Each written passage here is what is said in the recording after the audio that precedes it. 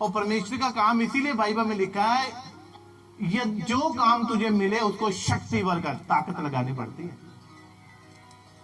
2 घंटे चर्च में खड़े रहने के लिए आपको ताकत की जरूरत है, एनर्जी की जरूरत है। वो रोटी पानी खाने से नहीं मिलेगा। इसलिए परमेश्वर का राज्य खाना पीना नहीं है, सामर्थ्य में है। सामर्थ्य होगी तो आप 10 घंटे में खड़े हो सकते हो।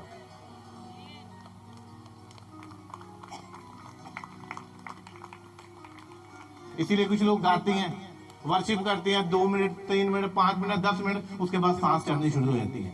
लेकिन परमेश्वर के काम करने के लिए तुझे परमेश्वर की ताकत की जरूरत होगी। संसार के काम करने के लिए तुम्हें संसारी की ताकत की जरूरत है। आपको खाना पीना खाओगे, उससे ताकत आएगी तो आप काम कर सकते हो, मगर परमेश्वर के काम करने के लिए आपको परमेश्वर की ताकत की जरूरत होगी। थोड़ा सा फ्लैट करो, थोड़ा सा। हालेलुया। इसीलिए संसारी काम करने में लोग बड़े तेज हैं, क्योंकि उन्ना का करना नहीं होया तो छड़ देना। और परमेश्वर का काम करने में इसीलिए मुश्किल होती है, क्योंकि वो परमेश्वर की सहायता के बगैर नहीं हो सकते। वो पवित्र आत्मा के बगैर कभी नहीं हो सकते वो काम। जो सामर्थ्य काम है वो सामर्थ्य के द्वारा होंगे। वो अगर संसारिक काम है वो संसार के द्वारा होंगे। वो जितनी ताकत होगी कर लिया काम। किसान जो है एक ही दिन में उसकी हल चला के, गुडाई करके, बीज बो के और आराम से नहीं बैठ सकता, मगर कर भी सकता। वो आधे दिन में आधा खेत करता है, फिर जब दूसरे दिन करता है, तीसरे दिन करता है, वो इसी तरह अपना काम करता है। एक ही दिन में पूरा खेत कभी नहीं वो कर सकता। और परमेश्वर के काम करने के लिए बोलो अपने पड़ोसी से, परमेश्वर की सामर्थ चाहिए। इसलिए यीशु मसीह ने कहा कि जब तुम पवित्र आत्मा पाओगे तब सामर्थ पाओगे तुम। इसलिए सामर्थ की बात की है। परमेश्वर के कामों को करने के लिए सामर्थ चाहिए, क्योंकि वो खुद सामर्थी है, उसके काम भी सामर्थी। हालेलुया। नॉर्मल जगह पे आप जॉब करोगे, नौकरी करोगे, तो वहां पे क्या होगा? ठीक है जी, वो बहाने सुन लेंगे। ठीक है, बच्चा बीमार थी, मदर बीमार थी, फाइनेंस ही नहीं थी, पुराने आ गए थी, कोई बात नहीं, वो सुन लेंगे। मगर जब आप एक जबरदस्त फैक्ट्री में या किसी जबरदस्त जगह पे नौकरी करते हो, वो बंदा इसीलिए जबरदस्त है क्योंकि वो जबरदस्त तरीके से खड़ा है और रूल और रेगुलेशन है उसके पास। इसीलिए जब आप एक किसी अमीर बंदे के पास में काम करते हो, जॉब करते हो, या किसी के पास सर्विस करते हो जाके आप, तो इसीलिए वो क्या, साडा मालिक बड़ा बुरा, वो छुट्टी नहीं देता। क्यों दे भाई? उसके रूल अच्छे हैं, इसीलिए वो अमीर है और आप उसके पास काम कर रहे होते। कितने जन समझे इस बात को?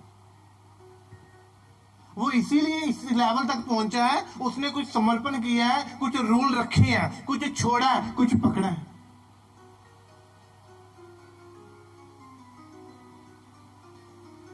यीशु मसीह के भी रूल थे। बाइबल में रूल है, जो व्यवस्था दी है वो रूल है, कानून है परमेश्वर का, और उसका कानून भला है। वो भला परमेश्वर है, उसके कानून भी भलाई के लिए। नॉर्मल बंदे के पास क्या होगा? जिसको बिल्कुल कम तनख्वाह में आप काम करोगे, जो ज्यादा तनख्वाह देगा वो काम भी वैसे करवाएगा, वो छुट्टी नहीं करने देगा। फिर चाहे आपके घर में किसी की डेथ हो जाए, चाहे कोई मर जाए, चाहे कोई पैदा हो जाए, चाहे कोई भी नुकसान हो जाए, उसको आपकी छुट्टी से कोई मतलब नहीं है। वो बोलता है कि सिर्फ मुझे काम चाहिए, मैं तुझे पैसे देता हूँ, इसलिए वो ज्यादा पैसे देता है, उसको काम चाहिए। और परमेश्वर के कामों को करने के लिए आपको परमेश्वर की ताकत की जरूरत है। परमेश्वर से आशीष लेने के लिए परमेश्वर के लेवल में आने की जरूरत है हम सबको। इसलिए बाइबल में लिखा, बहुत कम है जो पहुंच पाते हैं इस जगह पे, क्योंकि रास्ता क्या है? तंग है। परमेश्वर वाला रास्ता क्या है? तंग है। वहां पर तंगी है वहां।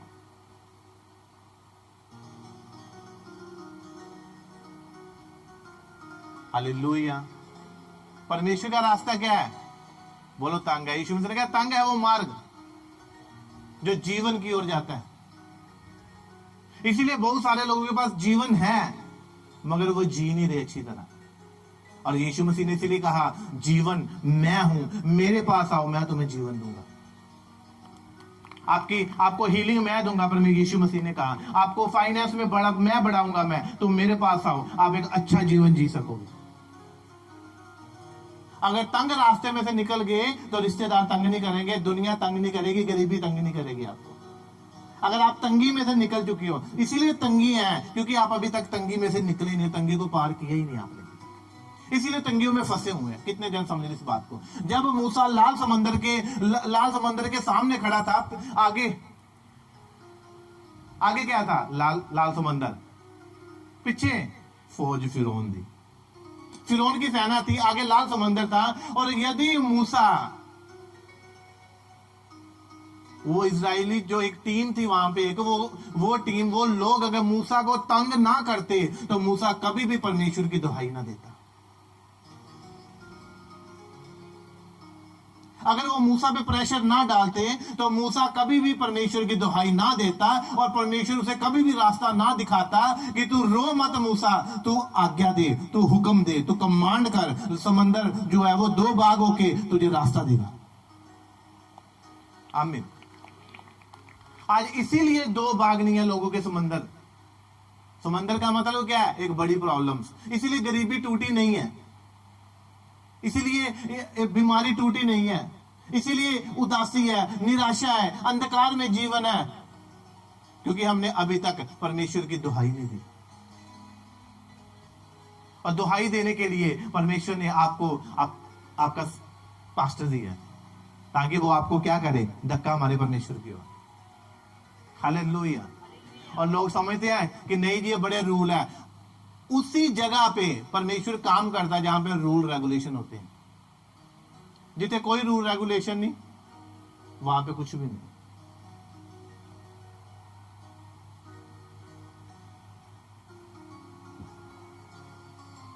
अगर लाल समंदर जब आ गया रास्ते में, तो आगे कोई रास्ता नहीं था, समंदर था, पानी था, अगर जाते तो डूब मरते। और पीछे क्या था? पीछे फिरौन की सेना, वो भी मारने के लिए आ रही। ना आगे रास्ता तो मौत भी आ रही है जल्दी जल्दी। तो जब मूसा ने परमेश्वर की दुहाई दी तो परमेश्वर ने उसे कहा, परमेश्वर ने क्या कहा? कहते कि आज्ञा दे समंदर को, वो तुझे रास्ता देगा। रास्ता दिखा नहीं था उसे, मगर जब हम परमेश्वर के करीब होते हैं तो हमें रास्ता दिखाई देता है, सब दिखाई देता है। एलिशा का जो सेवक था गेजी, जब दुश्मनों ने, अमोनियों ने सबने घेर लिया, तो अपने एलिशा के पास आया, कहता देख कितनी सेना ने, 5 राजाओं ने हमें घेर लिया, 5 राजाओं की सेना ने हमें घेर लिया हुआ, अब हम क्या करेंगे? तो जब एलिशा के पास गया, वो एलिशा खड़ा था, उसके पास गया, उसके पास गया, तो उसने कहा हे प्रभु इसकी आंखें खोल दे ताकि ये देख सके। जब उसकी आंखें खुल गई, उसने देखा एलिशा के पीछे चारों तरफ क्या था? अग्नि में रथ थे, स्वर्गदूत थे, आग वाले स्वर्गदूत थे, रथ थे उसके चारों तरफ। हालेलुया। तो परमेश्वर के काम करने के लिए हमें परमेश्वर का साथ और उसकी सामर्थ्य चाहिए।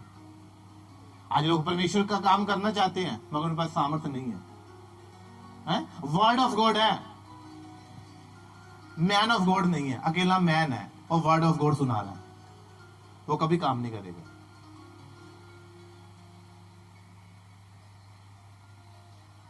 कितने जन समझ रहे? जब लोग आत्मा से भरकर परमेश्वर की प्रशंसा करते हैं तो परमेश्वर ब्लेस करता उन्हें, आत्मा से भरकर। तो जब आत्मा जो बोलता है वो होता है फिर वो। इसीलिए परमेश्वर के काम करने के लिए जो तुझे सेवा मिली, जो तुझे काम मिला, ऐसा कर जैसे परमेश्वर का काम है। हर काम को आप परमेश्वर से जोड़ोगे तो ब्लेस होंगे आप अपनी आशीषों को भी अपने दोस्तों के साथ जोड़ते हो, रिश्तेदारों के साथ जोड़ते हो कि मेरी मौसी ने मुझे दिया, मौसी ने दिया। अगर परमेश्वर ना चाहता, आपकी मौसी को तैयार ना करता, उसके हृदय में डालता, तो कभी भी मौसी आपको कुछ ना देती। हर आशीष जो है वो परमेश्वर की ओर से। हालेलुया।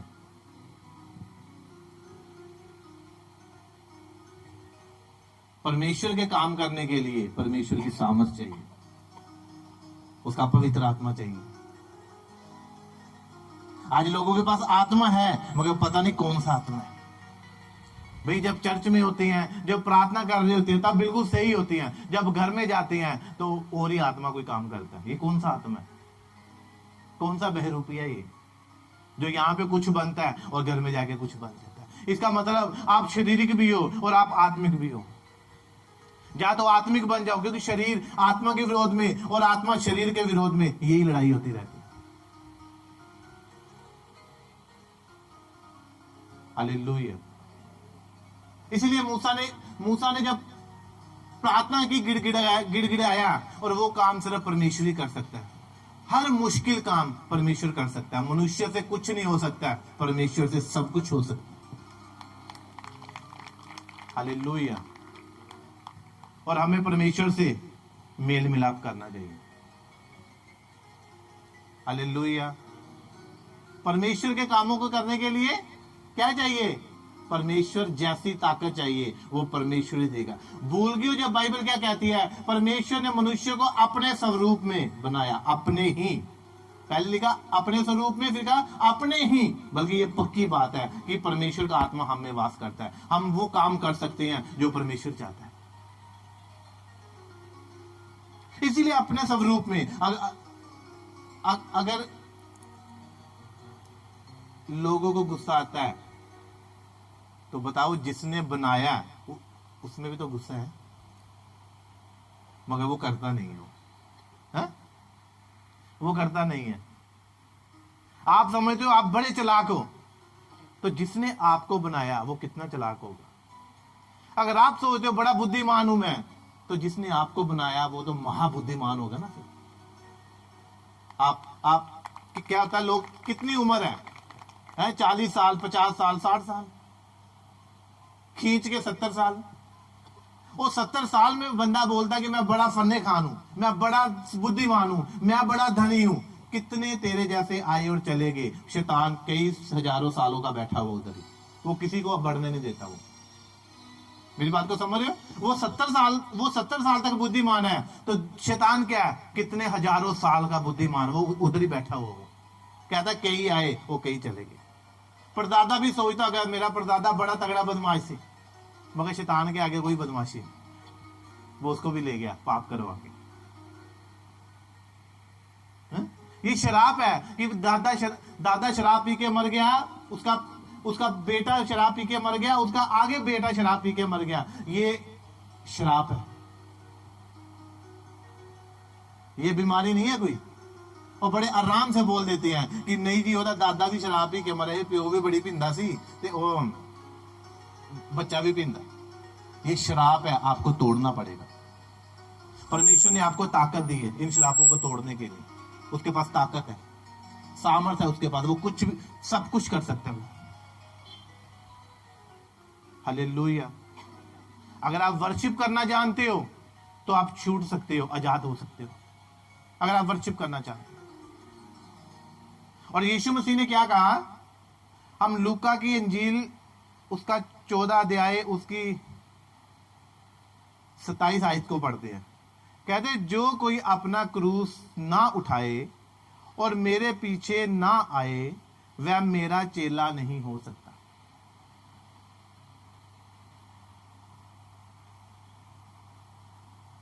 हालेलुया।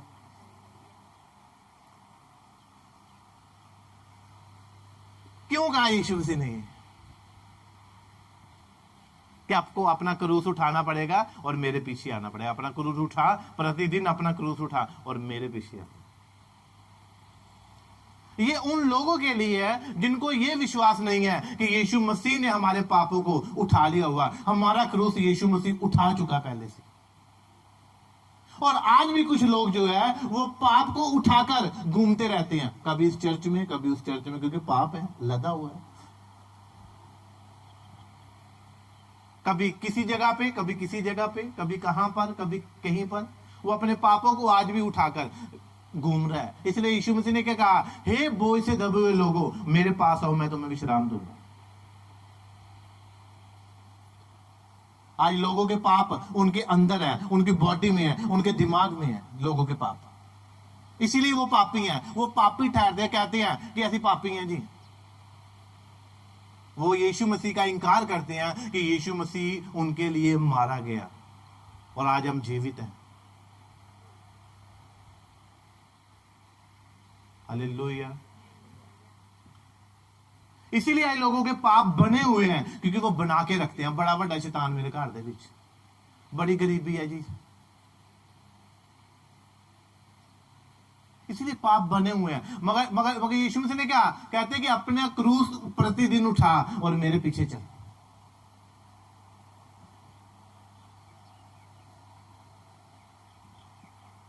हालेलुया। मगर लोग क्या करते हैं, अपने पाप उनके ऊपर है मगर वो घूम रहे हैं आज भी। उन्होंने पाप कभी उतारे नहीं अपने। वो जो यीशु मसीह ने कहा परिश्रम करने वालों बोझ से, पाप के बोझ के नीचे दबे हुए हैं, उनको कहा मेरे पास आओ, मैं विश्राम दूंगा। ये नहीं कहा कि तुम्हारे पापों को मैं माफ कर दूंगा, उसने कहा मैं तुम्हें विश्राम दूंगा तुम्हारा बोझ उतार कर, क्योंकि तुम्हारा बोझ भारी है और मेरा हल्का है। मेरा बोझ ले लो, अपना भारी बोझ दे दो पापों का। एक आराम की जिंदगी जियो आप, टेंशन फ्री होके, माइंड फ्री होके जीवन जियो आप। हालेलुया। और लोग समझते हैं कि पता नहीं कि बाइबल में क्यों ऐसा ही यीशु मसीह क्रूस पे नहीं मरा, ऐसे ही नहीं मर गया वो। देखा क्रूस की कथा,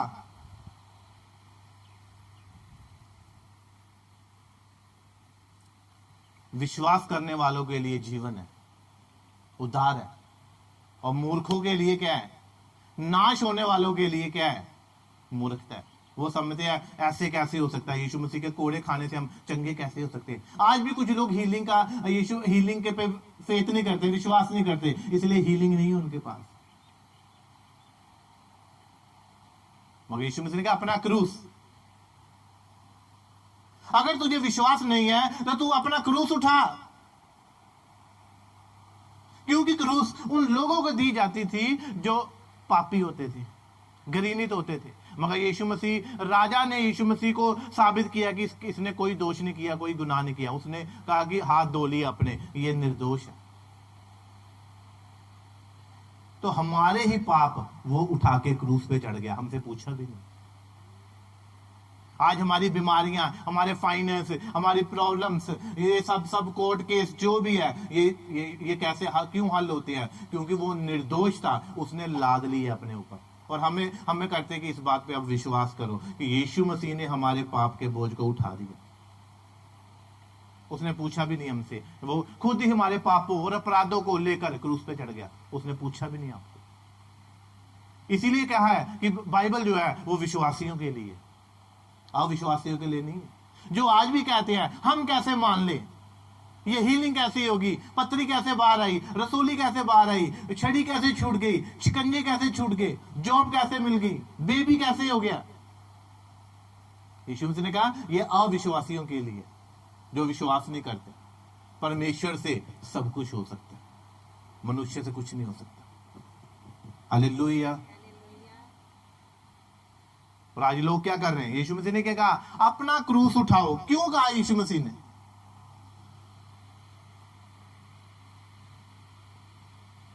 क्योंकि जिसको क्रूस दी जाती थी उसको अपना क्रूस उठा के उस जगह पे लेके जाना पड़ता था जहां पे क्रूस दी जानी होती थी, जहां पे चढ़ाया जाना होता था उसे क्रूस, उसको अपना क्रूस उठा के लेके जाना पड़ता था।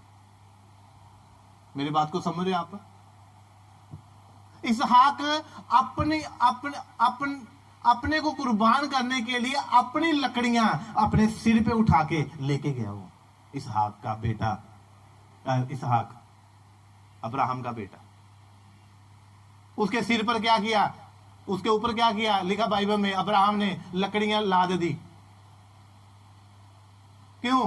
क्योंकि उसी को कुर्बान करना था वहां पे, अपने बेटे को। मगर परमेश्वर उसकी परीक्षा ले रहे थे। हालेलुया। तो इसीलिए यीशु मसीह ने कहा अपने क्रूस, वो भी लकड़ियां थी और क्रूस भी लकड़ी का था जो जिस पे चढ़ाया जाता है। तो इसीलिए यीशु मसीह ने कहा अपना क्रूस उठाओ सिर्फ, और उस स्थान पे पहुंचो जहां पर ये बोझ खत्म होगा। उस कलवरी पहाड़ पर यीशु मसीह का बोझ खत्म हुआ, जो क्रूस वो उठा के लेके आए। यीशु मसीह ने कहा इसलिए अपना क्रूस उठाओ और मेरे तक पहुंचो, उस स्थान तक पहुंचो जहां पे आपके पाप मिटाए जाएंगे। इसीलिए यीशु मसीह ने कहा कि विश्वास करो और लौट आओ, अपना मन फिराओ ताकि तुम्हारे पाप क्षमा किए जाएं। वहां पे लौट आओ जहां पे क्रूस का बोझ उतरता है कलवरी पहाड़ पर। यीशु मसीह ने कहा इसीलिए वो रास्ता मैंने बनाया, वहां से वहां पर आपको पहुंचना जरूरी है। आज लोग वो सही जगह पे नहीं पहुंचे, आज उस जगह पे नहीं पहुंचे। यदि पहुंचे होते जहां पर यीशु मसीह ने कहा कि मैं मार्ग हूं, मेरे साथ चलो, मेरे से शुरू होगा मार्ग, यीशु मसीह ने कहा, अभी तक हम उस जगह पे पहुंचे नहीं। अगर पहुंचे होते तो हमें प्रॉब्लम्स ना होती, बीमारी ना होती, गरीबी ना होती। अब आप प्रधान रखवाले के पास पहुंच चुके हो। आप हालेलुया। जब आप मेरी बात को सुन रहे हो, समझ रहे हो, ये जो टेस्टिमनी आप सुनते हो, ये परमेश्वर के मिरेकल, उसके लहू की करामात को आप देखते हो कि जब हम टेस्टिमनी लेते हैं, टेस्ट सुनते हैं और आप ब्लेस हो रहे हो, आप खुद जानते हो कि आप उस प्रधान चरवाहे के पास आ चुके हो जो आपका बोझ उतार देते हैं। इसका ये चिन्ह है कि प्रधान रखवाला यीशु मसीह हमारे साथ है, यहाँ पे प्रेजेंस है उसकी। आमीन।